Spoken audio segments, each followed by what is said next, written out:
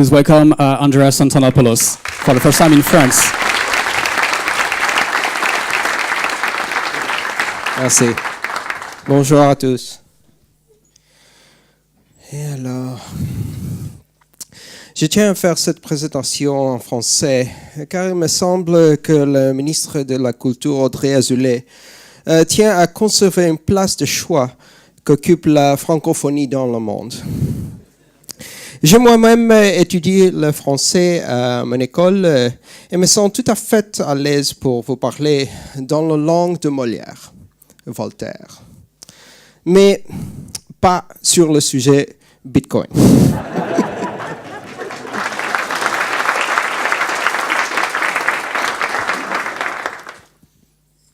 I tried to translate some of the words using Google. I asked, translate for me the word blockchain. And Google said, blocks déchets. And that seemed a bit strange. And it said, le blockchain. And I thought, isn't it la blockchain? And I asked, what is blockchain? And Google said, Minitel. I asked for the translation of Bitcoin, and it said, euro. And finally I said, how do I explain the DAO to a French audience? And they said, just say, Etienne. And at that point, I quit.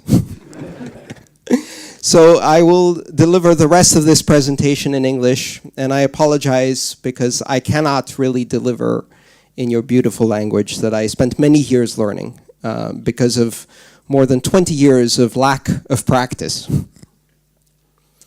So I want to talk to you today about a form of payments, peer-to-peer payments, that are prolific, a form of payments that are near instantaneous, transaction-free, direct from person to person, secure, convenient, and have been around for thousands of years. And that form of payments is cash. But cash won't be around for thousands of years more. Cash is going away. And we haven't quite considered the implications. One of the beautiful things about cash is that it enables a true peer-to-peer, person-to-person economy. Cash is the way you transact in your local community. Cash is the way you pay your small shop, your music teacher.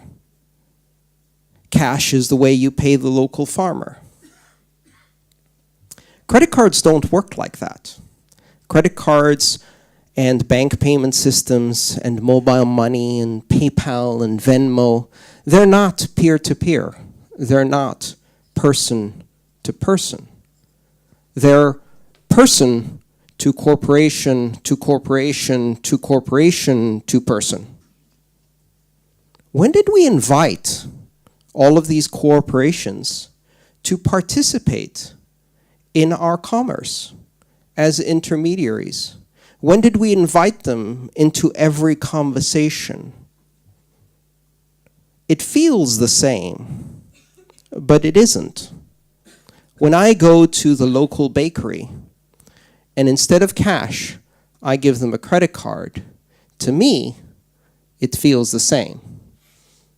The experience from my perspective is person to person and instantaneous, convenient, and without fees. But that is not the experience that the baker has. The baker doesn't get paid. The baker doesn't get paid sometimes for 30 days. Sometimes not at all because fraud has occurred. And when they do get paid, 2% of it goes to someone who didn't add any value to that transaction. They just processed it. That is, if that someone, that corporation, decides they want to pay the baker. Because if you come from a place like Greece, where I come from, or from Cyprus, Argentina, Venezuela, Kazakhstan, Ukraine, or many other countries in the world, one day the banks say, no, not your money anymore. You thought it was your money. It was a loan, and we just defaulted and can't pay you back. There's something really magic about cash, because as a system of commerce, it has allowed us for thousands of years to interact quickly, conveniently with other people, without surveillance by governments, without corporations in between, without fees, without any of those things. And now we stand in 2016 on the cusp of eradicating cash. You hear the propaganda. Cash is for criminals. Because after all, who would want to pay other people when it's so easy to just pay corporations that pay corporations that pay corporations that pay people? I didn't invite them into my transaction. They invited themselves. And I don't like having to make a system of commerce where it is automatically assumed that as a human being, my main role is to be a consumer, not a producer of goods, not a provider of services. Because to be a provider or producer, I have to receive permission, apply for a merchant account, pay fees. It's so much easier to just be a consumer. It's so much easier to assume that from now on, everything that I ever transact will be produced by a corporation. And my role is to just consume. And what does that do to our society? It destroys community. It destroys small shops. It destroys freelance entrepreneurs, sole proprietors, workers. It means that every interaction you have is not with the person who made your food. It's with a person employed by a corporation that outsources the making of your food somewhere else. And when I bought meat from my butcher, if one day my butcher put wood chips, sawwood, fiber into my meat, I would go back and I would go, what the hell just happened? Why is there wood chips in my meat? But if an executive at a corporation who earned a very prestigious MBA sees a proposal from a consultant that says, fiber enhancement of meat products plus 2% profit, and they sign, someone 1,000 miles away puts wood chips in your meat. And when you go back to the butcher, they say, I didn't make it. Complain to the corporation. We're destroying community by disengaging commerce from something that happens between people and introducing in every transaction the idea that you must always trade through a corporation that is your intermediary, that you must always lend, not pay, deliver credit, not value. Cash has some unique characteristics. Cash is a system that is a push transaction, meaning that I'm not authorizing someone to take money out of my pocket.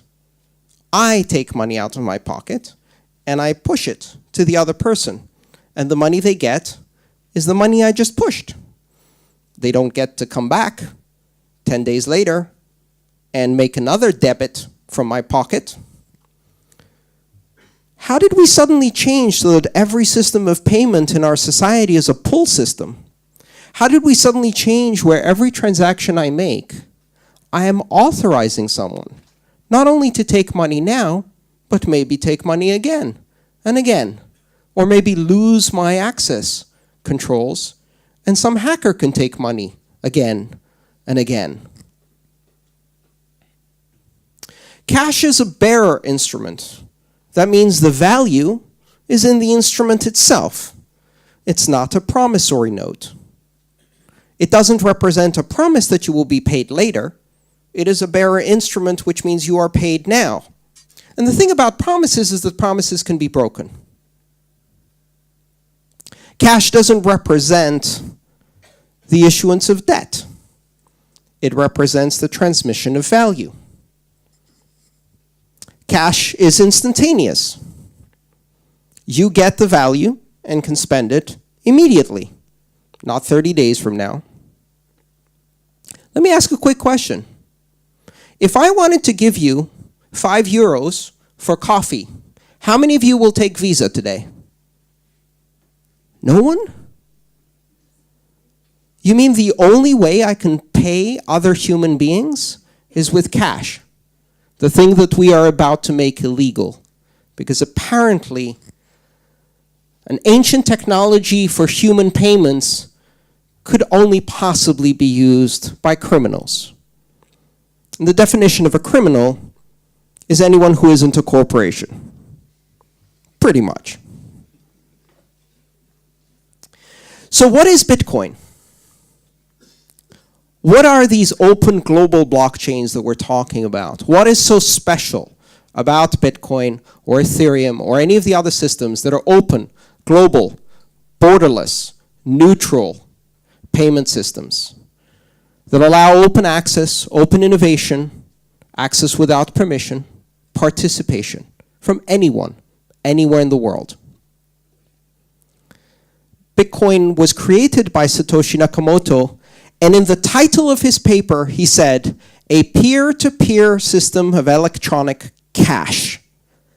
Cash. This is not an electronic bank account. This is not an electronic bank.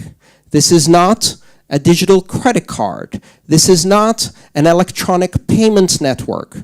This is electronic cash. And it has all of the unique characteristics of cash that make it so precious. It is peer-to-peer.